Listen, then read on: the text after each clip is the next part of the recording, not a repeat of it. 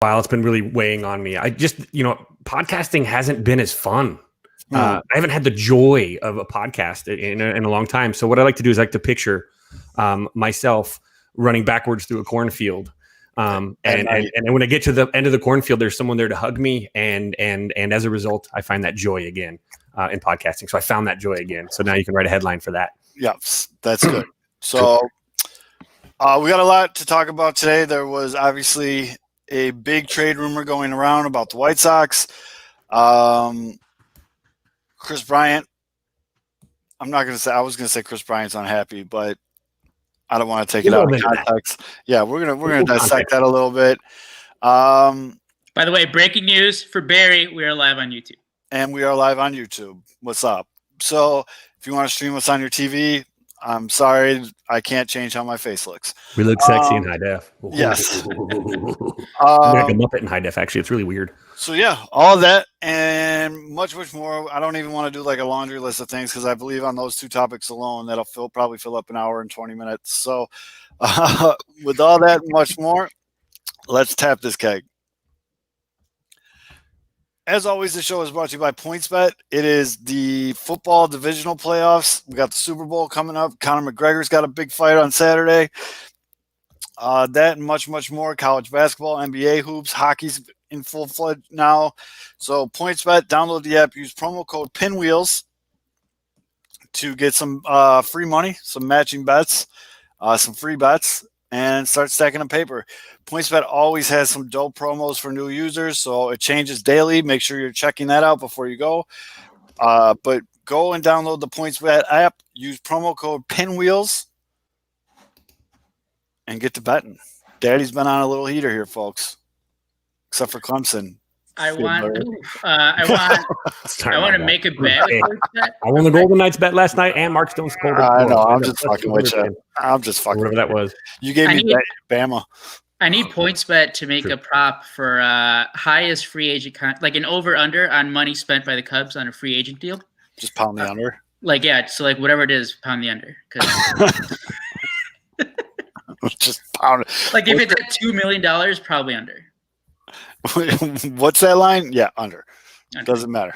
$5 foot long, under. Under. I remember too, Mitch. And Maddie, we're not really pretending. Nah. I try to suck it up, but yeah. Last week. Oh, Yumper changing his avatar midstream. Bold move. Jason Hayward. Jason Hayward, the terrible play in right field. Stop doing you're playing the show. I'm like, what did he sign something? Is he in the chat? What the All right, so before we go full and dissect Kris Bryant being unhappy, because I know K-Fids has opinions. He has opinions. Yeah, what's up, Beefloaf? I did not change my background this week because Beefloaf said what he said last week. I actually think we all have really, really nice shirts on. Zoe's wearing his the baseball. What does it say? Baseball, beer, bullshit. And then you got a Star Wars shirt on, and I have. I know why Beefloaf likes Zoe's shirt. Oh, I'm always representing for my uncles in the 108. My much older uncles from Section 108, much older. But sexy. All right, so let's get to the big news of the day. Tim Anderson is on RBI the cover. Have you guys ever played RBI baseball? I didn't know what it was. I thought it was back in the day. I thought it was a mobile game. It's for Xbox, right? Yeah, I've never. I mean, I played the old one with the fat. Yeah, you do look younger, Dick. I played the one with the really fat guy, and he does like the whole body swing. That would do not recall. I remember playing MLB Slugfest. That was fun. I played it just back in the day when you had to be like you could be Tony Gwynn or and they had Barry Bonds with the smaller head. It was really fun. Yes, and they had very specific theme music because it was all that 16-bit like bing, bing, bing. All right, anyways, Tim Anderson is the first White Sox player to be on the cover of a major video game, maybe ever. Frank Thomas never got one? There's his own game. Right. Frank Thomas baseball. I said major. Wow, disrespect. Oh, it's real. It's real. Major. Big Hurt, make better beer, and the disrespect will It stop. was on Game Boy, bro. It was major. Major video game. Oh, Javier Baez just hit a home run. All right. But very happy for TA. It's always good to see, the White Sox getting a little national attention. This is kind of uncharted territory for us White Sox fans. Like, we're used to our little hive being the only people paying attention to the White Sox. So maybe people on ESPN will start pronouncing our players' names right. David Kaplan, season ticket holder now. Mm-mm. No, that. he is. No, Fuck no, that. he's Nope. in. No, No, he's no. part. He's No, yours no, now. no. He's Nope. he's Now. yours now, bro. Nope. He's yours now. No. Bring your glove. Bring Return- I hope he brings his glove everywhere. Return to sender. Don't want him. Nope. You can be right there in the Wait, 108. You know what? You know what? Kevin can go sit with Cusack and Belushi. They have to sit in that special section. He's No, right no, there in the no, no, 108. no, Oh, yours. Shiny head, reflecting the sun. Shy Giving Sox people fan. next to sunburn. No, you don't get to just jump on. I mean, I am definitely not one of those White Sox fans that is like, no, I don't want bandwagon fans. Like, the more fans, the better. Fill that fucking stadium so they can't say that they don't have money. They probably still will, but They still will, but yeah. yes. And the Cap has the 108 invite. There you go. That- I mean, so you're kind of in a corner now. Are you going to go against your boys now? Well, no, yeah. I'm good on Kaplan. He can go sit with them. He can go sit with them. I get it. That's good Get him content. drunk. That's real Get him good content. drunk. And convince him to run onto the field. I have really nothing against Kaplan. It's just more the act, how he's using this for publicity with him jumping to the Sox. Well, I mean, the ratings are down. Let's be honest. Yeah, they Shy Sox Dave. I mean, Kaplan, I get your beef with him, Fiddler. I get it. I get your beef with him. He's been a ally to Sports Mockery and to this show in the past. He really has. Does that include the story that Adam Nissen tried to do on him, or he big leagued Adam pretty bad? Adam's got a great story. I know. I didn't say it's been all good, but there has been times where he has helped. I will say that. And I agree with Lil Yumper on this. Make sure he brings his industry standard Wally World unbroken in glove with the price tag still on it to the bleachers. That's fine. Go nuts, kid. But he made it clear though he's not jumping sides. right. But he did post a picture of him wearing a Cubs and Sox jersey, like the half and half ones. Oh no! Okay, No. no, he's yours now. He's yours. Frankenstein jerseys are not. No, that's not Okay, I know that we're like completely not even talking about what we were going to, but Right. speaking on that, let's talk about those ugly Shit on new Cap Show. era, the MLB All-Star Crosstown blend or whatever the fuck that was. Wait, with what? the patches. Do you remember? You sent it. I think you sent it to the chat. Oh, It was that like a- hat that had like the The new oh, era. yeah, It was like a patch on the Cubs cup. logo with the Not White cool. Sox All-Star Game Yeah, logo. they did like the Sox had like this with the Cubs All-Star Game logo on here, and the Cubs have. Why? Why are you doing that? Don't do that. Trying to bring unity and peace. Don't do that. My But job. let's talk about this trade. All right, get let's back go. to the Nick trade. Madrigal is going to get traded to the Brewers. Yeah, What do you think so? Let's reel this in. So, the fantastic, super reliable source that is Reddit put out a trade rumor that would send Corbin Burns, pitcher from the Brewers, to the White Sox. Who else? There was someone else coming from Milwaukee. The catcher, Omar Narvaez, Yeah. former Sox legend. old friend Navarez, to the White Sox for Nick Madrigal. I don't really feel like I need to keep going, but I will. Newer draft pick, Mr. Kelly. Actually, one of No, was he actually in it? one of Beef Loaf's guys, Cody Huer. Yeah, that one hurts. I believe that was the whole trade. Okay. I believe that was the whole Should we trade. look it up to make sure? Yeah, hold on. I'll look it up.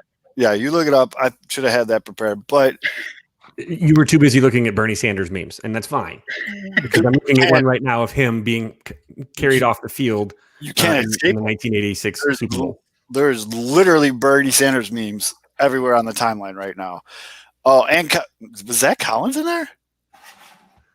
I don't know. Although when you find it, All right, here we go. all right, Bryant to the Blue Jays. Wait, not yet. Keep talking. I'm sorry. hold on. I'll have it in 2 seconds. Because I just went to the post, but then he says it later what the package would be.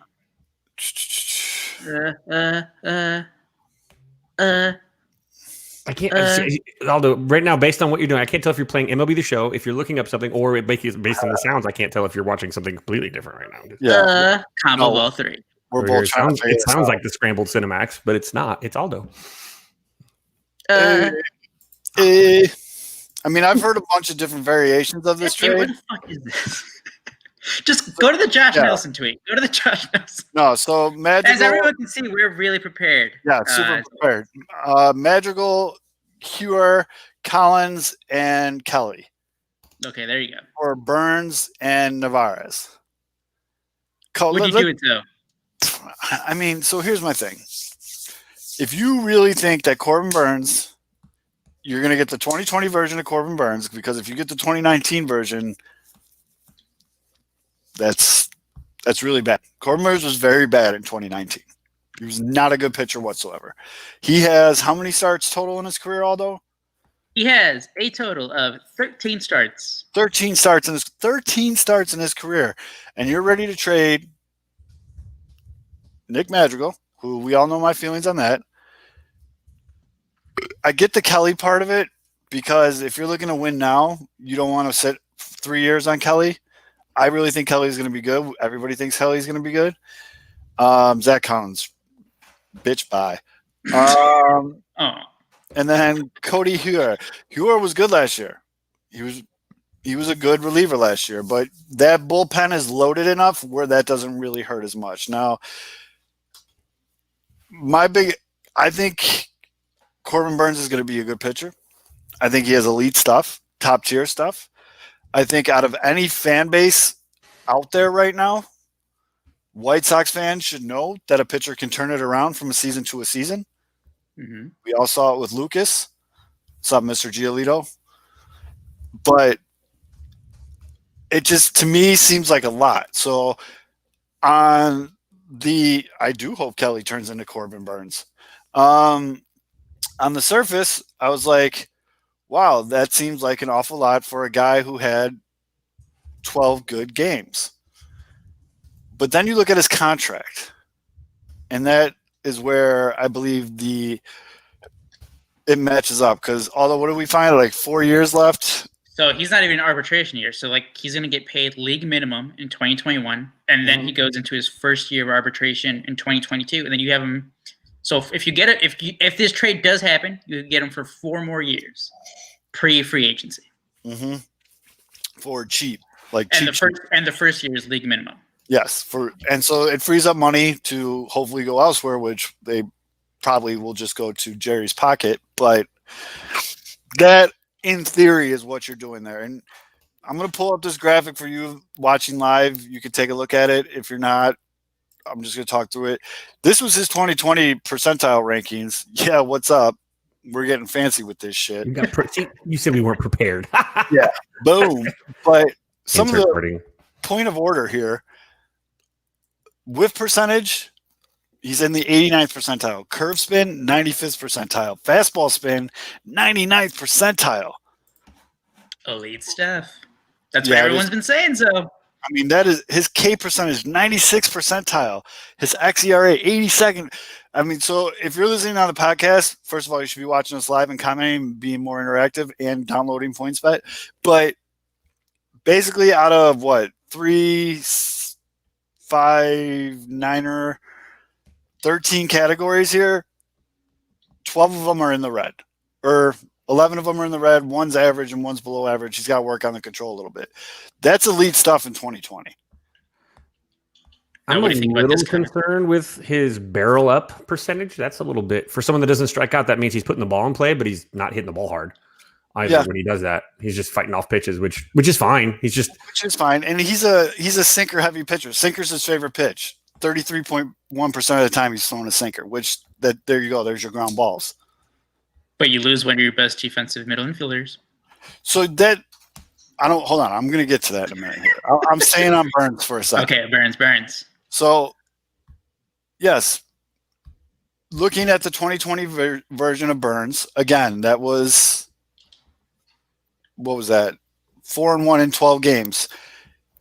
He started 9 of those 12 games. So you got a guy who started out in the bullpen. Now he's starting to start games for the Brewers, and he's starting to figure it out a little bit.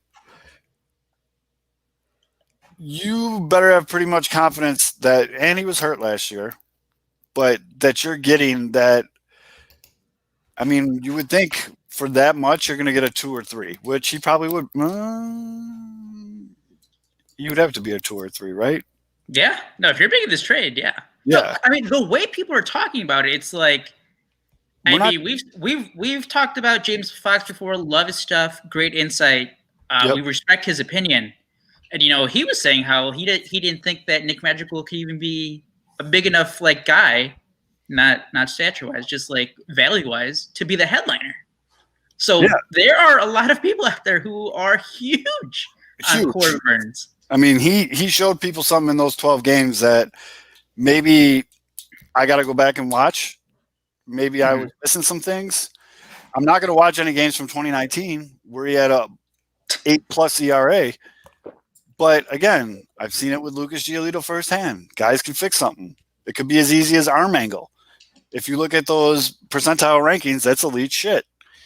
And I've said it I said it a couple times on Twitter. I'm going to say it right now. So go ahead, turn the volume up. Come in a little bit closer if you need to. Not too close, though. Not too close. But if it gets the White Sox to the World Series, I will be okay with trading Nick Madrigal. So you're okay with losing the World Series? No. You said getting to the World Series, though. You did didn't it, though. Use one of your 3 wishes. Yeah.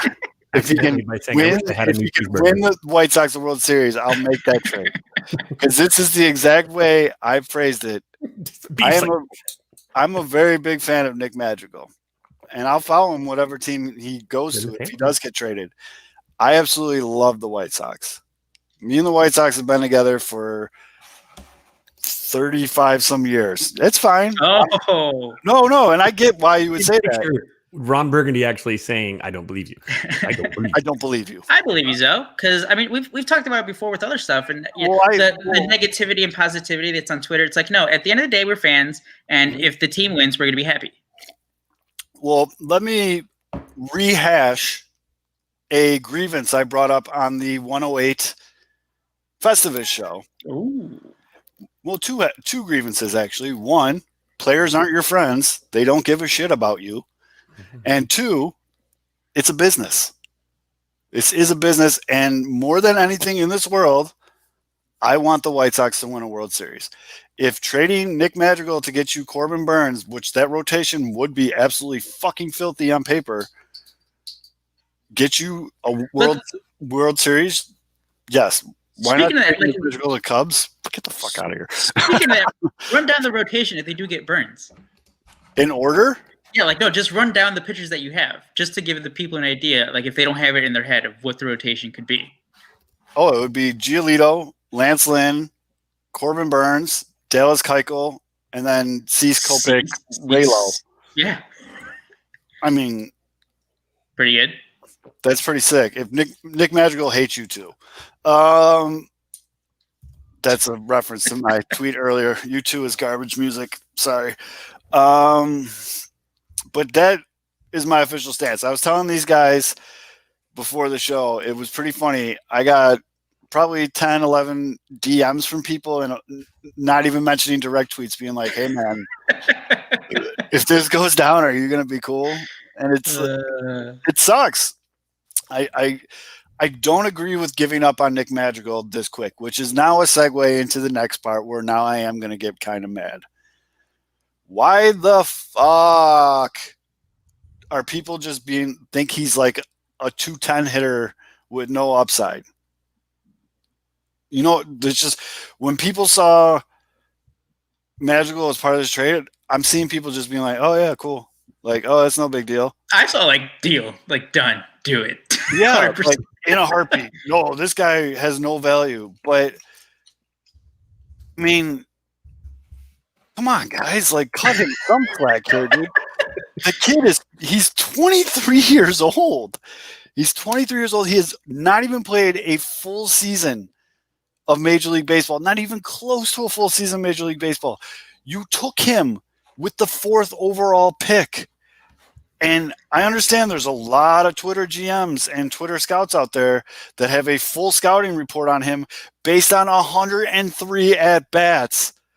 But, hey, you must be really fucking good at this, because I personally can't judge a guy after 103 at-bats. But his error in the A's game. Get the fuck over yourself. Are you fucking kidding me? Who's your favorite player? He's fucked up. There you go. Well, I guess the question I have to ask you is, I mean, this kind of came out of nowhere, but like, would you want to do a trade? Take Magical out of there. Yeah. Like exploring a trade. Do you want Corbin Burns? Like, is that like, who would you, if it's not Magical, who would you trade for Corbin Burns? I mean, I'm not like bending over backwards here for Corbin Burns. Okay. Yeah. Like that was what I was trying to get at. Yeah. It's one of those things where it's like, okay, yeah, like, cool. People don't think he's a 210 hitter. They think he's easily replaceable. Who else on the White Sox is going to – oh, my God. Kevin? What do you got? He's going to hit plus Kevin. 320 every season for you, without a doubt. So, I mean, you're sure on that? I mean, that's a pretty stiff. Well, I can't say without a doubt. That's if you say Tommy LaSella beef, I'm driving a bridge for it. And you're also talking about next offseason, there's going to be plenty of middle infielders in the market too. So do you think that, I mean, is Madrigal that integral? And I honestly think that he does a good job. He eats pitches, he sees a lot, and he's good. He's great in that 9-hole. Love him in the 9-hole. But I mean, if you're missing a piece, again, look at these, look at their pieces. I mean, is his position a missing piece? Or is that arm the missing piece that the White Sox have? His position's not a missing piece because he's there. Yeah. I mean, but there you go. So, I mean, I don't know. I mean, and again, you got to think. Kevin, would you do the trade? Or if you were a Sox fan, would you be all right with the trade? Yeah, I would be. I mean, Zoe's gone through the stages of grief already with possibly coming to grips with it. I mean, he's faster with his stages of grief with a Magical trade than I'm still stuck on like stage 2 for KB. I'm playing over the show right now because Yu Darvish is with the Padres. All right, so if you need that other arm and you have a bat that will be decent enough to replace where are you don't rob Peter to pay Paul. Right. But where's the max value? And if the max value falls under, it's better to lose a little bit from Madrigal's role compared to the other role, then you do it. If his role is too integral, which it's really unknown because he's never played a full season. He's also coming off an injury. This is why we're heterosexual life mates, beef. Yes. Thank you. Fuck. I'm getting to this in a minute, by the way. There you go. We're diving into this in a minute because that's Tommy LaStella ain't it, folks. But go ahead. I'm sorry. You guys. You don't want. I think we all know that Tony La Russa values championship pedigree. You don't want World Series champion Tommy LaStella. I don't think he's like this savior. All of a sudden, people are talking about Tommy LaSella like Hall of Fame fucking second baseman. No, he's consistently good though. But you could replace Magical with him. I would think that would be a very good replacement. I think sure. So Magical, what you get is a question mark of a young player. With LaStella, you get already knowing that he's a veteran and this is what he's going to do. So you can project a little more with one compared to the other. So I mean in a value terms, it does make sense because there's a question mark. Is Magical going to be great? I don't know. Is he going to? I have a question here. I don't even think this is about Magical. If the White Sox are so, hell bent on like if this is happening again, this is a rumor. It's not coming from Reddit right now. Right. And we're 48 hours past the rumor. So usually if that window passes, but go ahead. Sorry. But like, I'm thinking, we're talking about like, do the Sox think it's like Magical's like the answer at second base or whatever they think about Magical? What does this say about they're willing to give up a guy like Magical, even though they still have, guys like Cease and Kopech and, Lopez, but he's kind of outside looking in right now. Well, I think do they just not that confidence in those guys? And it's like, all right, guys, we're not confident in these guys. We need to go get another starter. I think we've brought this up before. We've talked about this where Kopech you can't deal right now because his value's never been lower. Mm-hmm. Okay. Cease, I really think that they're just very high on Cease with the whole Cats thing and everything. They just avoided arbitration with Lopez, so like he's just an option right now. But yeah, right. But you're gonna have to break a few eggs. I mean, it's gonna have. Oh to. no, and I get that, and that's why I said I get it. I don't understand why people are just so quick to just throw away Nick Madrigal. Bro, I just don't Chicago's understand. ready to throw away an MVP from 3 years don't ago. get it. Right. I don't understand that either. I'm 100% with you on that too. And they're willing to let a Nickelodeon player of the game go as well. That's the biggest. If you ever compare Mr. Trubisky, even in a joking manner, to Kris Bryant, I'm taking your man. Kris Bryant fan credentials away. But so I mean, Lacella's fine. He's consistent. I think 2019. I know Beefloaf dropped that comment, and like my brain isn't there right now. But who are the other second basemen out there? I'll pull that up in a second. But I mean, Cesar Hernandez. Lacella, you know who is? I wouldn't mind Cesar Hernandez playing second. I mean, Larry Garcia can play second base, but you can't depend on Larry. I really think 2019 was a complete one-off for Wrong Hernandez. That's right. Wong? No, Wong and Hernandez. I think we lost Aldo. He probably playing PlayStation. I think 2019 was like this crazy anomaly for Listella. It was like obviously his best season ever. Colton Wong wouldn't be terrible. The way Fiddler put it is correct. It would be easier to find a second baseman than it would be to find a starting pitcher. Yes, I agree with that. I cut out, but I think the last name I said was Cesar Hernandez. Yeah, Hernandez and Colton Wong. Okay, yeah. Those are the two bigger ones. I get that. That's fine. It just shocked me. I was like in such a Adam Wainwright. He's still alive? Yes. I thought he was also commentary out there. So I don't know. Like that was my big thing on Tuesday night was how quickly and easily people were just tossing Nick Madrigal to the side. Like it was no big deal. And also people holding Tommy Lacella on this like pedestal. Like I just didn't get it. I still don't get it. I would rather have Colton Wong or, Hernandez. That's fine. Juan Uribe, there's zero chance. Juan Uribe is in just a cocaine-fueled fucking journey right now. But yeah, and I mean, fuck. I mean, the thing with Listella too, though, and this is what the draw is with Listella, is that he is one of these guys that seems to have figured it out in his late 20s and early 30s. And so he is, he hit 289 last year between two teams, or whatever it was, LA and Oakland. I mean, he was so bad. I mean, he was a up and down. He was a taxi squad guy in 2017 with the Cubs. I mean, from 18 on, it looks like, even 18 decent, but really it's 2019 and 20, the kids played pretty well. And I think it's the shine. It's a brand new shine. It's like it's the hot thing to talk about as a guy that figured it out. His name's out there.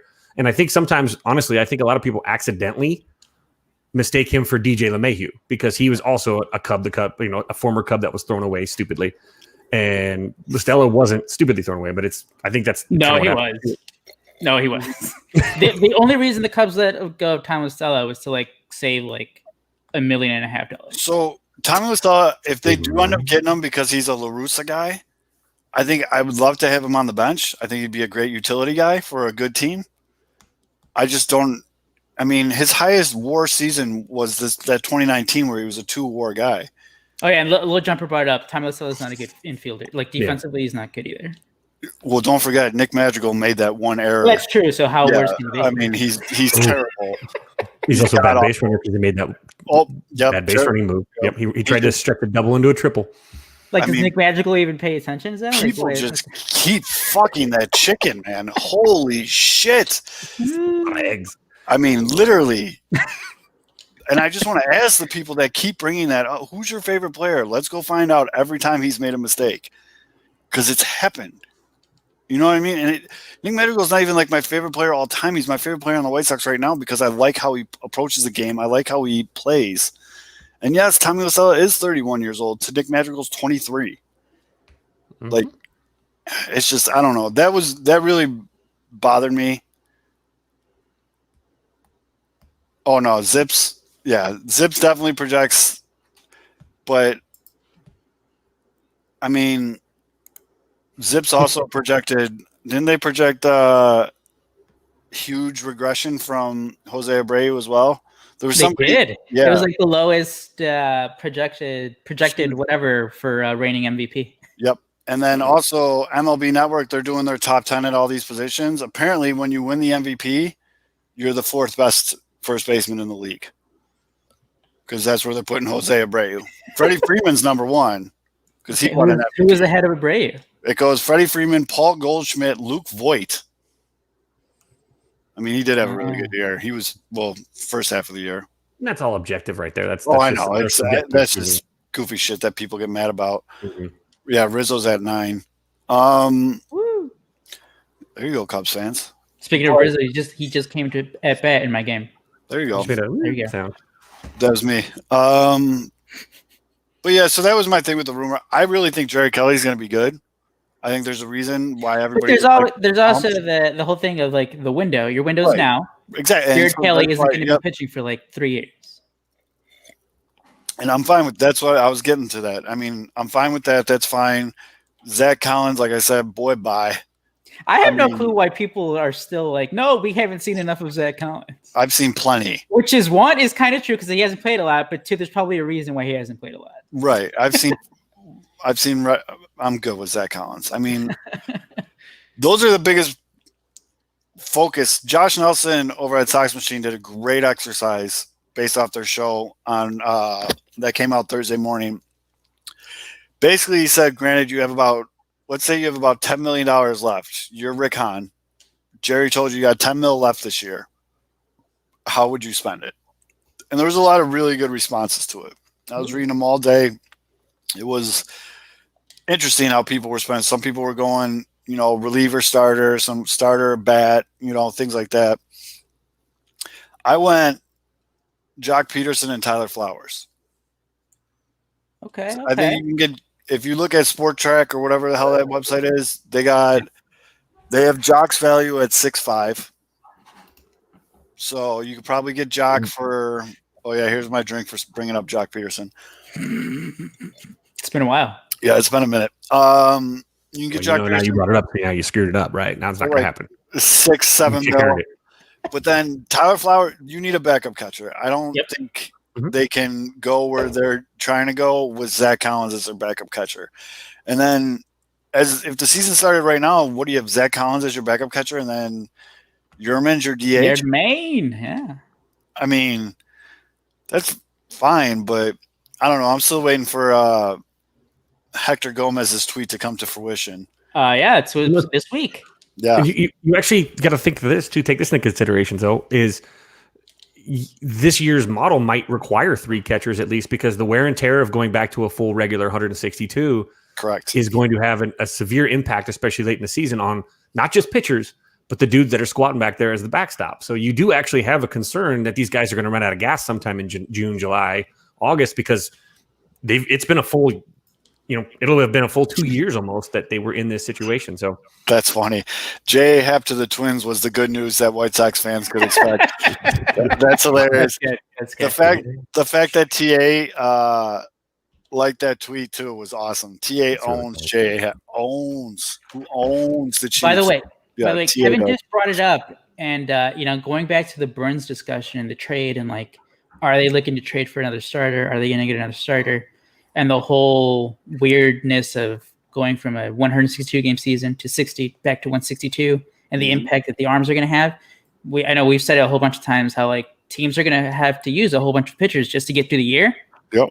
So like Sox probably view this as like their best chance. They have a great lineup. They've made all the moves to just secure that lineup. Well, except for maybe right field. Mm-hmm. But like this is as good of a chance as they've like had in 15 years. Mm-hmm. But you are going to need like a whole bunch of pitchers. So like maybe that's their whole thinking of being ultra aggressive and it could be possibly trying to get Burns. Jack, he will be 35 years old in 3 days. 2 days. He's a backup, though. It's not like he's going to be. Yeah, he's your backup. He's coming off one of his best seasons ever. He's a great defensive catcher, I think, right? Yes. And you also, I mean, that's one of the biggest things of this offseason. One of the biggest topics of discussion is what are they going to do with Andrew Vaughn? He's going to be DH. He's going to play first base. What's he going to do? But by having Andrew Vaughn, you take out that silliness of Yasmani Grandal playing first base. That's gone. That's stupid. I hope I never see that again because there's no need for that. Why? What's wrong with Yasmani? He plays first base a lot. It was fine, but like those are days where, like you said, you get a Tyler Flowers and you tell Yasmani to sit his ass down. Brady's going to DH and Andrew Vaughn's going to play first. Okay. You see what I'm saying? Like that'll be fine. Vaughn for Kyle Hendricks. That's how Vaughn can pitch too. By the way, he did throw. He was a pitcher. He threw low 90s. Vaughn for Kyle Hendricks. That's how people get blocked. Odds on Bauer. He likes incentives. If Bauer really wants to be the highest AAV pitcher in the history of baseball, Uncle Jerry's not going for that. And did we find out that the DH? I mean, or we don't know the DH officially, right? But there's kind of been overtures that it's going to be only a DH in the AL again. No. So that kind of will hamstring some trades too, or some possible moves. I haven't really heard either. They still don't fucking know.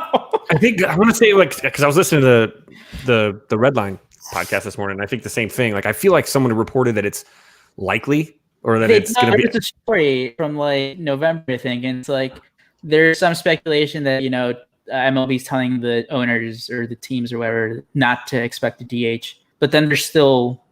Because it's all about the money, and like MLB's trying to leverage the DH over teams or over the players, right? For like the CBA, and it's like one thing isn't worth the other. So who knows?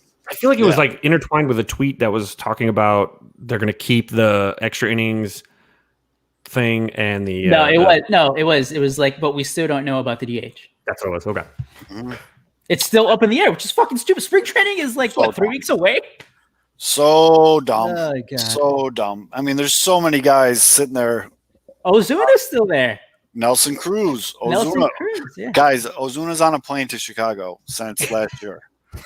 By the way, I do have to say, I know everyone is dunking on Hector Gomez, and stop doing that. I have to in the past, and I know he gave it some credence because he's like, oh, he shared the report, but it wasn't his original report. No, he was just backing up another guy. Machado was coming too.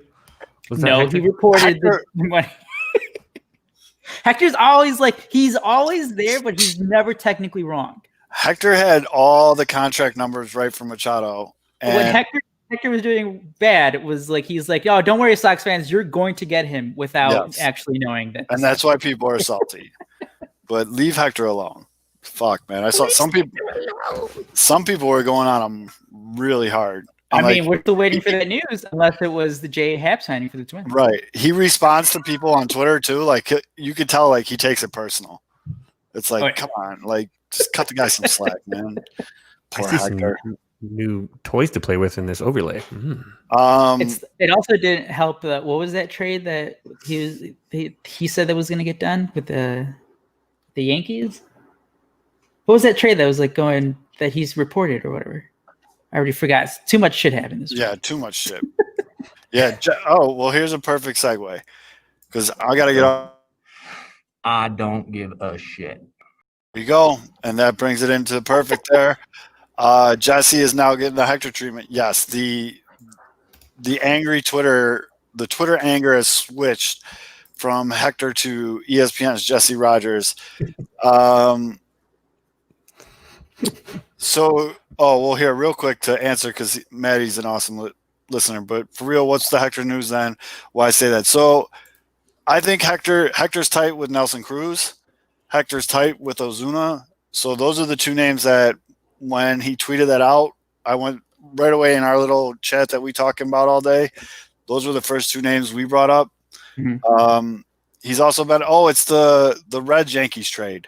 Yeah, the Luis Castillo. Yeah, Luis Castillo trade.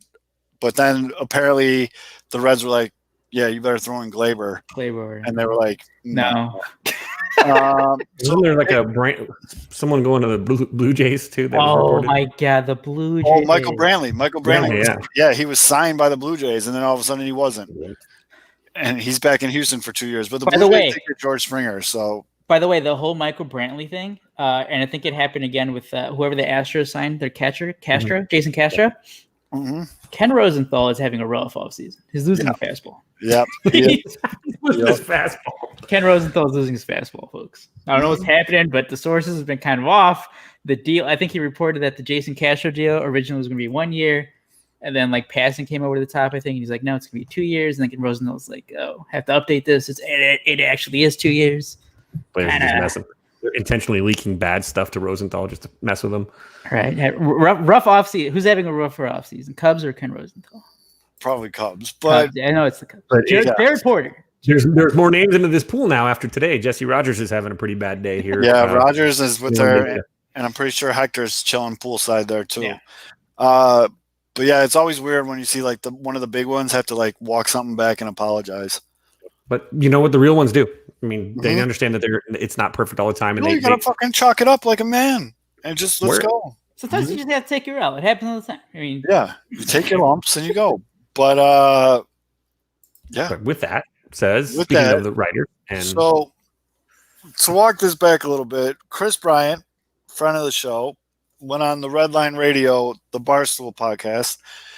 They do good things over there, and they were interviewing Kris, and he spoke very openly and very honestly, and it was nice to see, Kris being able to kind of address some of the things that have been out there about him the last couple of years, and it was good that he got a nice big platform like that, and he was able to talk. And Jesse Rogers, doing his job as a Cubs beat reporter, saw the interview like we all did and wrote up a little article about it. People had issues with the way that Jesse titled the article. What was the exact article title, Kev? Oh God, let me pull that up. Hold on. Hold on, I got it here. There's a rabbit hole to go down now on Twitter because Jesse's fighting back and he's trying to explain himself. So Jesse wrote a post saying, and the headline is, quote, Cubs Bryant not having as much fun as before. Now, it's based on a podcast that he was on that aired this morning. That's what I said. On the Red Line. Yeah. So, like, it's not wrong what Jesse wrote. It isn't. I think this is one of those situations where context helps a lot, like a lot, but he's getting absolutely beaver pelted on Twitter for it. What really set it off too is people were getting on him for it. Dom, of course, because there was an insinuation that he's unhappy because of it. Jesse, flat out said it, that because of the way he was treated by fans, that the joy was not as much as it was. And Kris has been on record multiple. The I don't give a shit thing legitimately was him addressing fans being dicks. And the Cubs fan base has been a bunch of dicks, dude. They're shit. I'm going to say this right now because I'm overprotective hover helicopter mom when it comes to Kris. I'm disappointed and absolutely disgusted with a majority portion of the Chicago Cubs fan base. And I have been now for a while. And you guys, if you listen to the show, you hear it. He's not happy with how he's being treated by the fans. And if he says anything other, he'd be a liar. He doesn't, but that's not what, and that's what Jesse, and there was like a disconnect because the headline was clickbait. People's, Dom jumped all over it because again, Jesse insinuated that the fans are some of the blame, and they are, but fans don't want to look inward and actually realize in the same breath that they are, in the same breath that they're attacking Jesse for saying that the fans are dicks, the fans are being dicks, like legitimately is a self-fulfilling prophecy. But the problem was the headline. And so people were pissed. And then KB chimed in. Hold on. I got it right here. I'm going to bring it up for our people that are watching. His first tweet since December 23rd of last year. So his first tweet of the year. Yeah, must be a slow news day to take something genuine and turn it into something out of context. Do better at ESPN. Hashtag clickbait. And he quote tweeted Jesse Rogers. Now, as Aldo brought up, I think that's his first tweet. I know it's his first tweet of 2021, but I think it's his first tweet, and I'm going to keep scrolling back. No, I found it. This is his first tweet outside of his baby being born. Yeah, outside of his baby, outside of a promotion for Red Bull or like any interviews. November 23rd, 2018. He took a picture of like Tiger Woods and Phil Mickelson, and he put, "Who you guys got?" Hashtag the match. Yeah. So 3 years. That was breaking. He broke rules there. You weren't allowed to send pictures during the match, by the way. Right. So, Tattletale. I'm just kidding. Rebel. he's a bad seed. but you know what? And Kev, Kev, I'm gonna kind of just let you. Good for Kris, man. The shit I see on Twitter and the shit, because Kevin is a helicopter coach dad or whatever with Kris, but I've become a huge Kris Bryant fan since we started doing the show because of all the stuff Kevin told me. And he's just a fucking very good baseball player. Like, I love baseball. I love good baseball players. He's a good baseball player. And seems like a great guy. And the way Cubs fans talk about him, even reading comments under Jesse's tweet, and I fucked up, guys. I read comments on Facebook. I read Facebook comments. Oh, I thought you were just gonna say Twitter. You went to Facebook. I read Facebook comments. I know. No. I fucked up. But people calling him, like, people are like, trade him now. He's a head case. Bro, like, come literally the people that he's talking about that make it miserable, and they don't realize it because I mean, I'm at the point now where I just hope the Cubs trade him. I hope he gets out of there. And I hope wherever he goes, he returns to MVP form. It's easy for me to say as I'm sitting here with my White Sox hat on and my black and white T-shirt. Like, I'm good. I hope KB goes somewhere. I mean, White Sox would be cool, but if he goes to, like, the Padres or, like, the Angels or, the Dodgers, somewhere out west where he wants to go, and I hope he just gets back to that MVP form and just goes on a fucking tear. What he's going to do this year is he's going to dominate the first half of the season and get traded. That'll be it. Like, it'll be back, and everyone will be like, "Why did you trade him?" Even though they were just calling him to be traded. I mean, some of the stuff these people are saying about a guy who was a focal point of your World Series team, like MVP. Yes, he had a bad 2020. Yes, he's had a couple injuries. But even if, like, the guys had the injuries and stuff, just the way everyone has done this complete, like, turn on him, it's unbelievable. I don't get that. I don't understand it. I don't get it. From Yumper is actually a very big part of it. He was 100% attacked, and I'm not 100% sure that it wasn't planned, because I feel like ownership is such a sketchy piece of, they're horrible humans.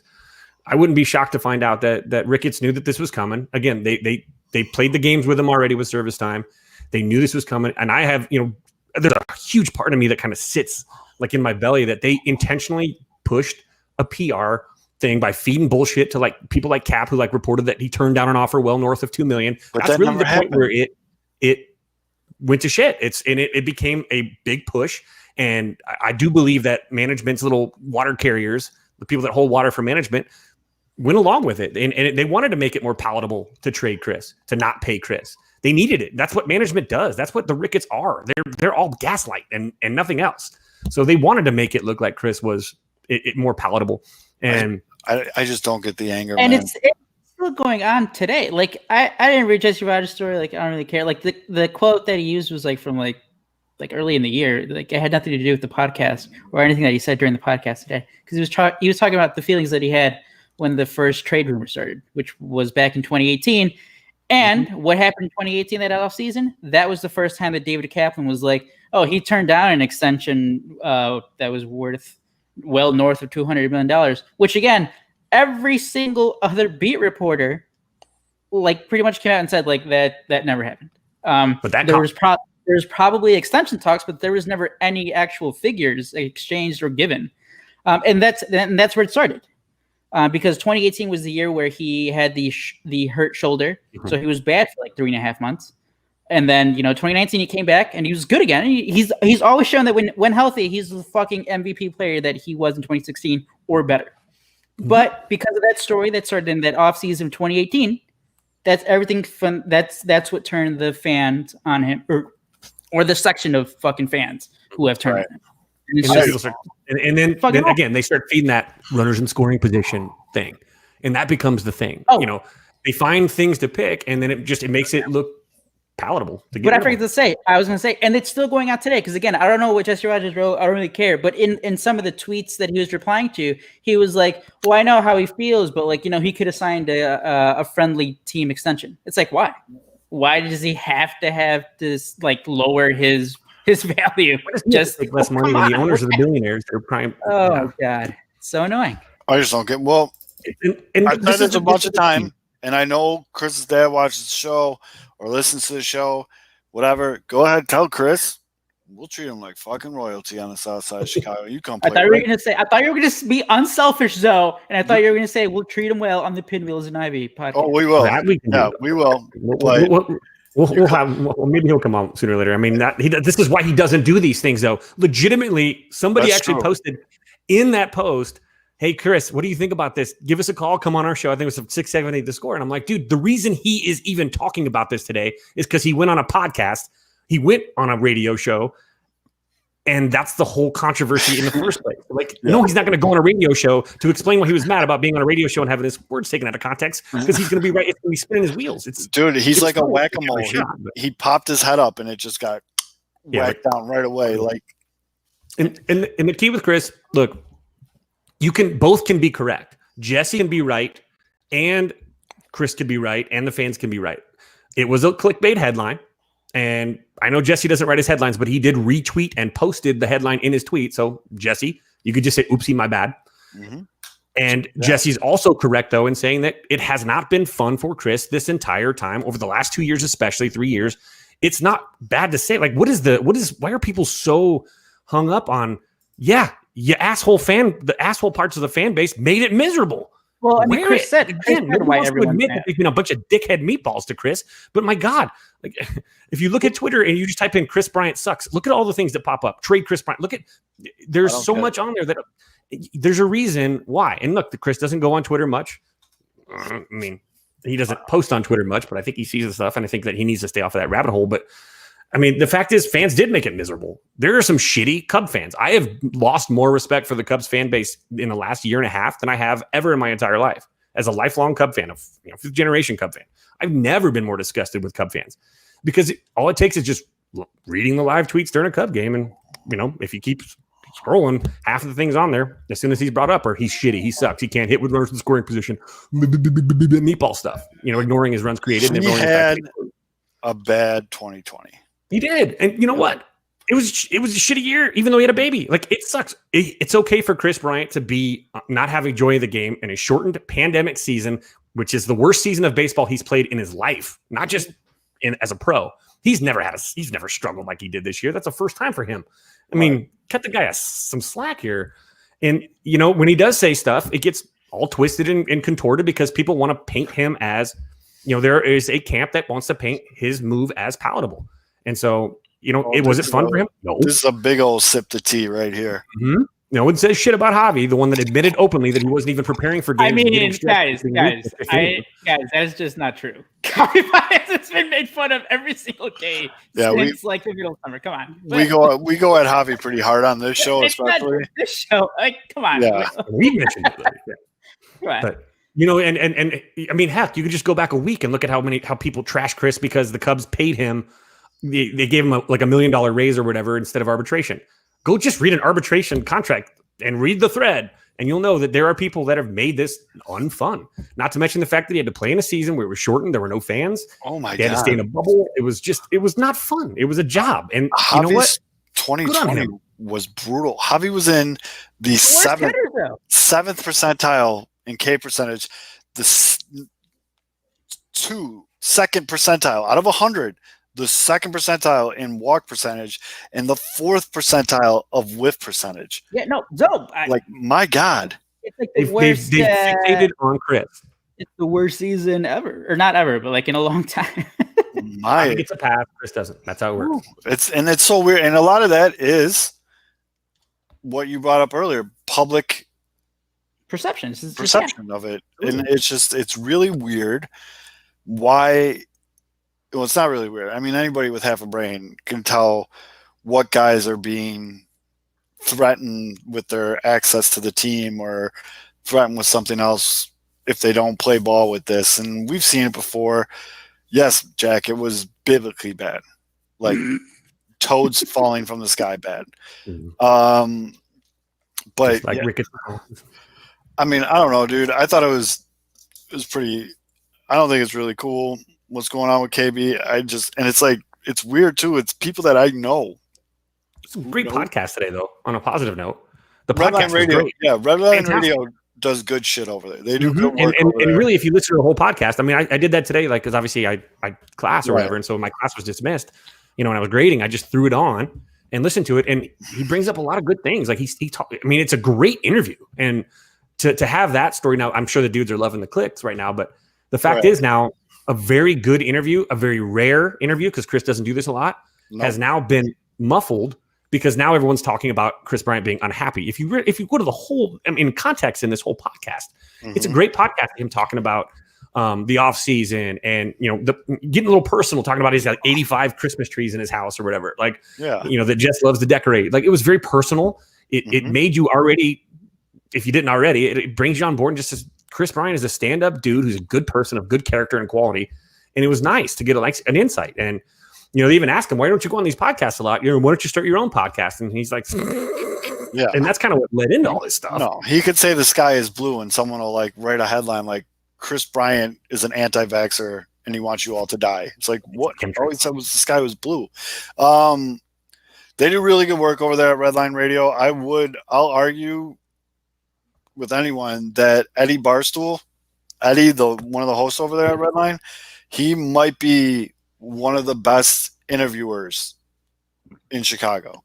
Oh yeah. Not just in the podcast circuit. I'm talking about like all of Chicago media. Like, dude, he has his own show called Dog Walk where he does interviews, and dude, he's interviewing guys that like work at a bowling alley, like a mailman, like a garbage dude. Like, but like he's getting these insanely awesome stories out of all of them. Very compelling radio.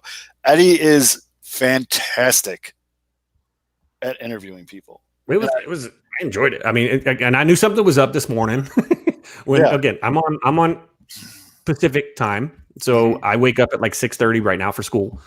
And you know something's up when I get a text from Mike at like 6:45 in the morning. I'm like, oh, what's going on? Twice of it. You know, it was him saying, hey, by the way, we're going to go hit or whatever. And they were on their way to go hit this, and he just wanted to let me know. I'm like, why are you how happy Kris is? Like, this is weird, you know, because I like to be like their little bit of a vent session. I like them to go ahead and rip it. So, you know, our majority of our texts always stay private, but there are things where I'm like, is this cool? And this one was one of those like, yeah, make sure everybody knows Kris is happy. I'm like, oh, okay, you know, and then right, you know, then we see why it's you know, and he is happy, man. He's happy now. You need just to get, when you have a shit season, and any athlete can tell you this, any non-athlete wouldn't know, but any good athlete, anybody that's ever played sports knows that when you're in a shit, when you're struggling, it's a bad season. You know, everyone has a bad season. You can't get to the end of that season fast enough. Like the season ending is almost a relief because it's done. I could turn the page and start over. And baseball players are creatures of habit. They don't like to step in the box with a, you know, they want a new count. They don't want to get in the box with a 2-2 count. You know, they want to freshen that. And it's very similar in this. You want to turn the page and move into a new season. Especially a season that is supposed to be allegedly going back to normal, like a normal schedule. Like you said, the creatures of routine. They get back into their old routines. They're not, you know, So it's interesting. I'm still sitting over here fuming. I've gotten more mad as the show has gone on at how quickly people. I just don't understand how people would just be like, Nick Madrigal sucks. I just don't get it. Like, can someone explain to me how he sucks? People use the word sucks really liberal. So, like, you know what? I could say that like pizza rolls suck, but they really don't. But maybe they weren't very good. But if someone could truly sell me on why he sucks without bringing up the 2 or was it 3 base running errors, and without bringing up the 1 fielding error in Oakland in the playoffs, huge error. But he doesn't do it again. But I mean, I'm very curious as to why you can just simply be like, he sucks, and then it's like a statement of fact. I just don't get it.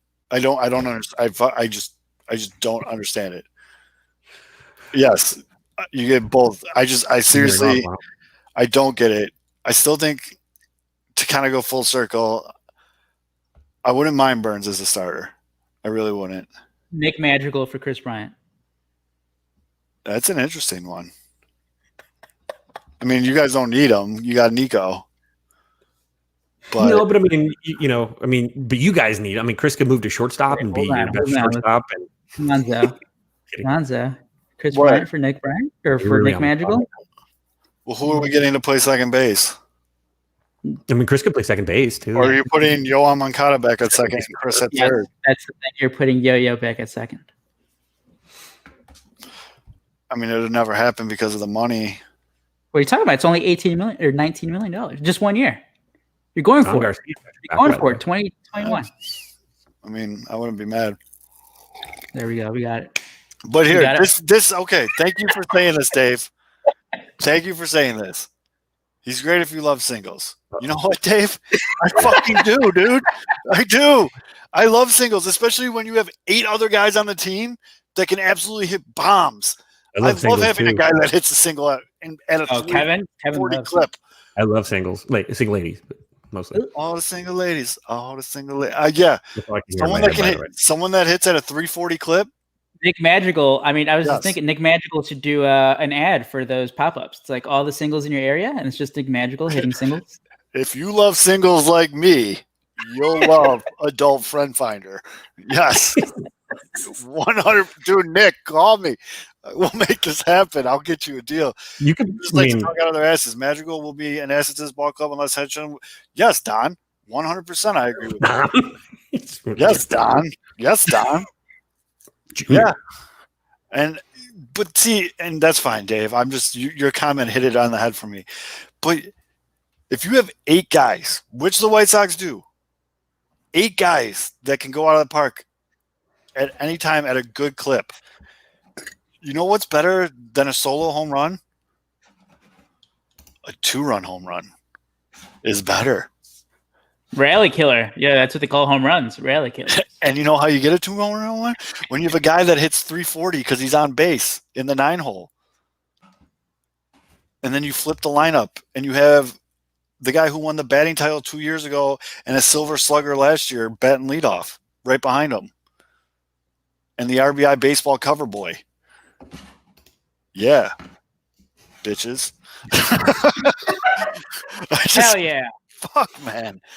I just don't get it. And I mean, I know some people fuck with me because they know they'll say, they're pushing my buttons, which I get. Like Ken W.O., I understand. He just responds to my tweet, Madrigal sucks. Like, I know that. But, like, I see these other people that, like, tweet that shit and, like, really mean it.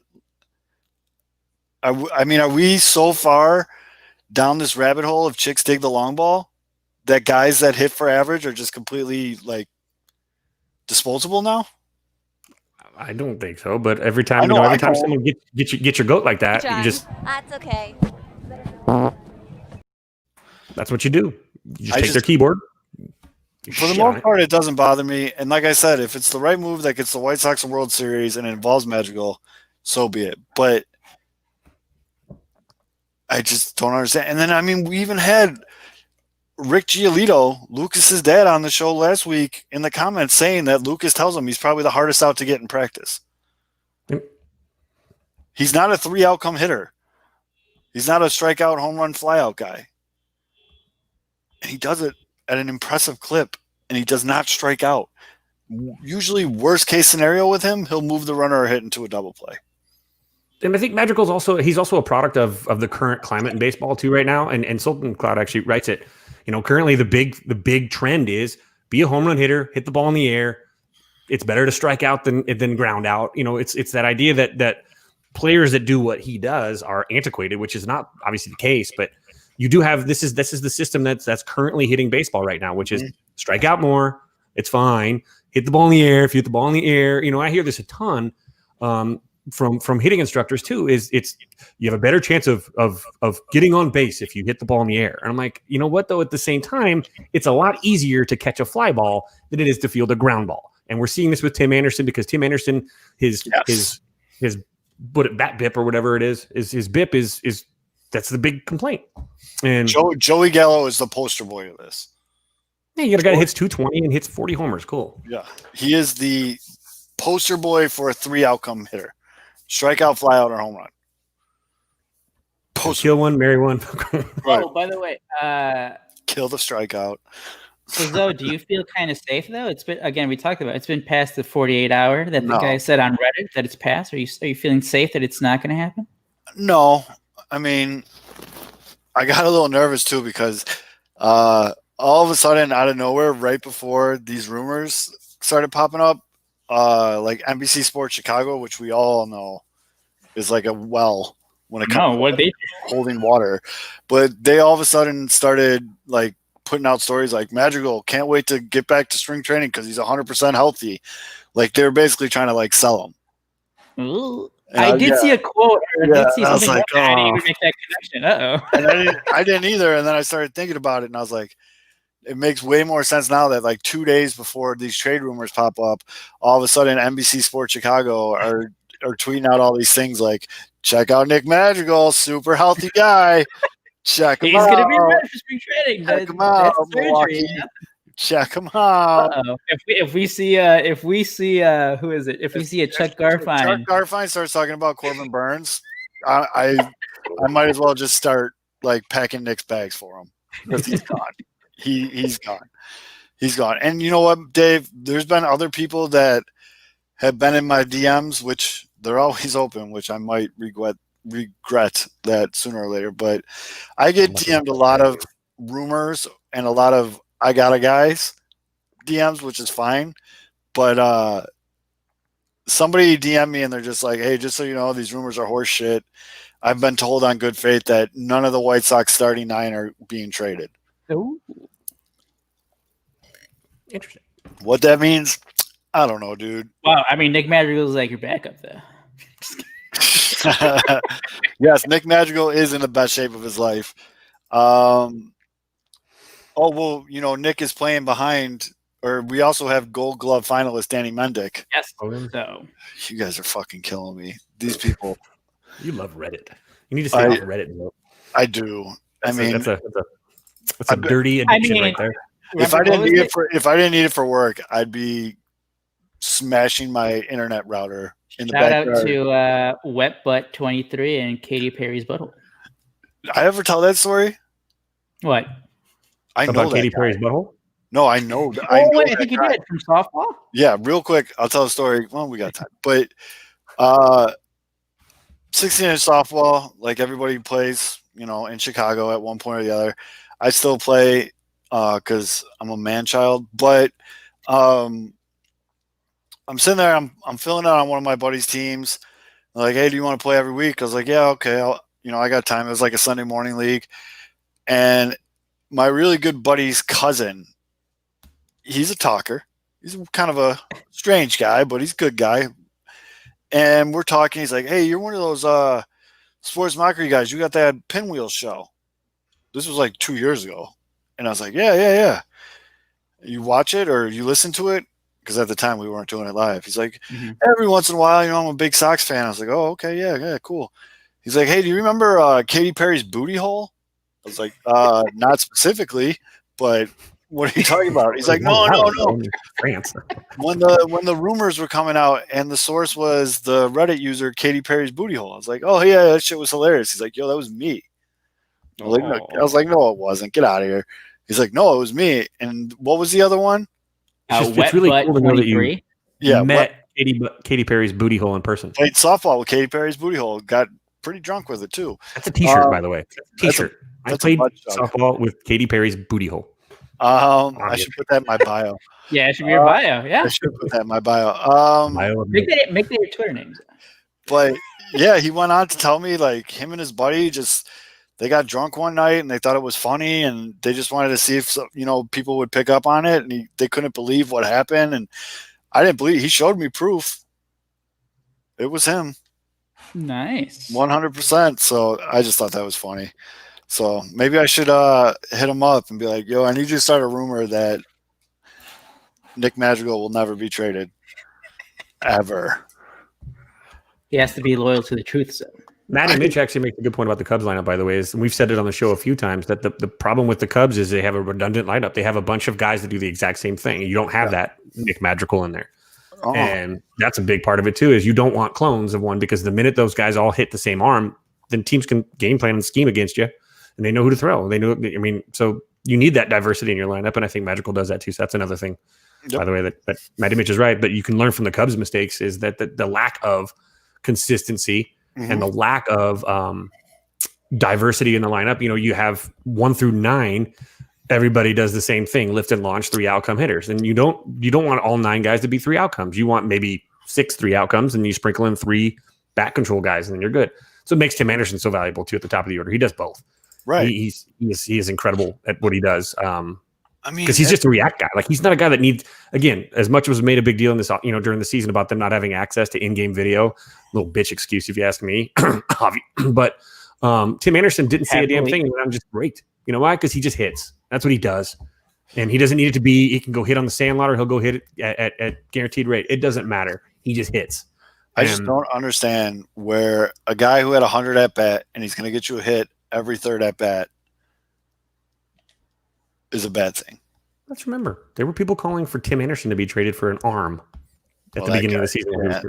I haven't seen that guy tweet in a while. Yeah, that was. But seriously, if you are listening to the show or watching the show, my Twitter handle is @SouthsideZo. If you can convince me that Nick Madrigal sucks without bringing up the 3 base running errors or the error in the field versus Oakland, and if you do need to bring one of those up, finish your argument by telling me who your favorite player is, and I'm going to reply with videos of every error they've ever made, and we'll go from there. Oh, one thing, and I'm not trying to pour salt in the wound for you two. Thoughts on Bryce Harper should have been a Cub? We talked about it on the show. I'm glad that was brought up today because it goes back to 2018, it goes back to the offseason of 2018. The Cubs had one big signing. That was Yu Darvish. Everyone was obviously looking ahead to 2018, the offseason of 2018-2019. They're like, whoa, Theo, are you going to – they didn't directly ask him about this because obviously they're not going to be commenting about players and other teams. But they're like, I mean, is this going to allow you to make other moves next offseason to, make the roster better, add guys, add another big free agent? Mm-hmm. And in so many words, Theo basically said, like, no, we still have enough flexibility where we feel comfortable making another big move. The scene was set. Bryce Harper, I don't care what anyone says, Bryce Harper was always going to be Theo Epstein's #1 target after 2018. He said it after he basically said that they were going to do something big after they got eliminated in the wild card game. It was going to be Bryce Harper. Mm-hmm. Ownership just cut off the spending that from that offseason going like now. Right. The money just stopped. Got to imagine that's part of the reason Theo just bounced. And it was always set up. Bryce Harper he was the perfect fit. What do the Cubs need? They just need another outfielder. You can move Jason Hayward over to center. Harper goes to right field. Now you have Schwarber and Happ. Maybe you trade one of those 2 guys then. Mm-hmm. So many things would have got the money just disappeared all of a sudden. And you know what really ruined it was when we broke on this show in early December, that Bryce was going to the Phillies. That really, really, really changed everything. No, he was a fan of the Cubs too. We knew this. Like it was a perfect match. He named his damn Peter Gibbons, like in the summer, said, like, I'm hearing it too. Like Bryce Harper loves Chicago. He wants to go play with the Cubs. Like everyone knew it around baseball. And it spilled over and it hurt White Sox fans too because he was making little overtures. Oh, I love pizza. And like he would say his favorite place to eat is Lou's in Chicago. Like he would say stuff like that and like, ooh, it meant Chicago was wide open. And I do believe it was specifically to play with the Cubs. And he did. I mean, him and Kris aren't super close, but like he said in the podcast, they went to dinner, and they talked about it. And I mean, at that time, who wouldn't want to be a Cub? If you did want to be a Cub, at that point, especially in that, those before things really started falling, down that little wayside. But it's always been that way. And we said it on the show a million times that we were fed a bill of goods that the Cubs were going to go for it. And since we got that, it was always kick the can down. Oh, we didn't do it and go after Bryce, but look, he was so expensive. We'll do it next. We'll do an off season. Next off season, we'll have the money to do it instead. And we've kicked the can down the road to now we're really here, and they are trimming everything. So it's been bullshit. It's been gaslighting ever since. So I don't know. I mean, but it doesn't make me mad. I don't know if it made you mad, Aldo, but it was. We knew that. We knew that he wanted to be a Cub. It was a matter of I mean, Theo. We knew it from Theo's Theo's comment. Theo's always been pretty damn transparent, and we knew it. It's like, okay, and like everyone fucking knew it. Everyone knew in baseball, and especially Cubs fans, because obviously we're paying more attention to what the Cubs are doing. He literally said, "No, we're gonna have enough flexibility where we can make one big move." Everyone knew what that fucking meant. Bryce Harper. Everybody knew what that meant. He was always gonna be his guy. And then what happened? The money just went away. And there's a sad part too. I mean, it was Philly basically. Like it was like December 1st or 2nd. So that means that really the month after the season ended, it was already the Cubs had already bowed out of that negotiation. It was right after free agency. It was right before they had to give out the they had to decide the options. Mm-hmm. So they had to pick up Cole Hamels' option, and he was going to make like $20 million. And then that's when they traded that one lefty. I forget his fucking name. They traded him to the Rangers to free up like $8 million or whatever it was, just so they can afford to pick up Cole Hamels' option. And I still remember, I'm like, I mean, that doesn't really mean anything, they're going to be spending, but no, they didn't. It was just fucking big. So that was when we had the baseball convention or the winter meetings were here in Vegas that year. That was when I joined the podcast. That was my, it's my anniversary. Wow. The Kevin Fiddler curse. Oh my goodness. No, I'm just kidding. I'm the one that told you it was Philly. Hashtag Fiddler curse. No, this is a good point by our good friend, Mailman Jack, even though he likes you too, which is unfortunate. Hey. Did you see the story about fans maybe coming back in August? How did they come to that conclusion? So the story behind this is on August 1st, 670 Score is reporting that's baseball's target date to get fans back in the stands. I'm guessing they came to that conclusion just by hopefully a good amount of people are vaccinated by then. Hopefully things are a little bit calmer by then.